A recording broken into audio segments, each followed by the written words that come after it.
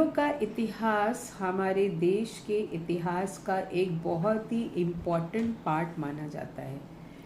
Mughals वो दूसरी ऐसी बाहरी डायनेस्टी थी जिन्होंने हमारे हिंदुस्तान में लगभग 250 साल तक राज किया। दिल्ली सल्तनत के बाद दिल्ली सल्तनत के लास्ट रूलर इब्राहिम लोदी को हरा करके मंगल और चंगेज़ खान एंचेस्टर, जिसका नाम बाबर था, हिंदुस्तान पे इसने एक मजबूत मुग़ल एम्पायर और डायनेस्टी को स्टैब्लिश किया।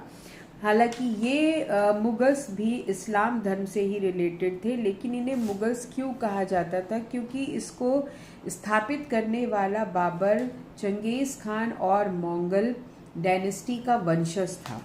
बहुत ही पावरफुल, जैसे कि ये दो डायनेस्टीज़ थी, उतना ही पावरफुल, उतना ही जो है स्ट्रेंथ वाला और उतना ही एम्बिशियस रूलर था बाबर, जिसने कि हिंदुस्तान में एंटर करके यहाँ पर रूल इस्टेब्लिश करने का सपना देखा और वो भी पूरा हुआ। तो 1526 में after the battle of first battle of Panipat in India, Babur ने हिंदुस्तान में मुग़ल एम्पायर की नींव रखी। तो जो ये नींव 1526 में रखी गई थी, इसके बाद 1707 तक हमारे हिंदुस्तान पर मुग़लों का राज रहा। दिल्ली सल्तनत पर मुग़लों ने राज किया और फिर उसके बाद का जो टाइम था वो अंग्रेज़ों का था।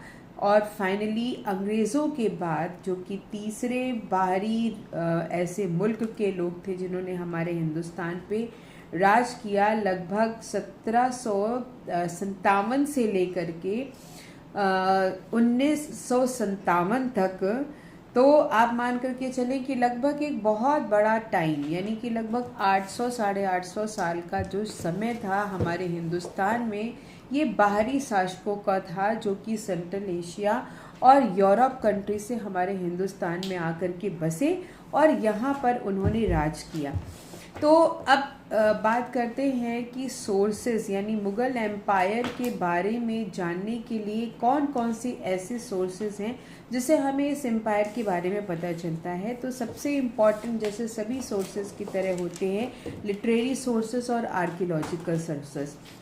तो लिटरेरी सोर्सेज में अगर हम बात करें तो अबुल फजल की आईने अकबरी, अकबरनामा, ये अकबर के ग्रेट पोएट थे। उन्होंने अकबर के शासनकाल के दौरान इस पुस्तक को लिखा था या वहाँ की इंफॉर्मेशन को कलेक्ट करके अपनी बुक में कंपाइल किया।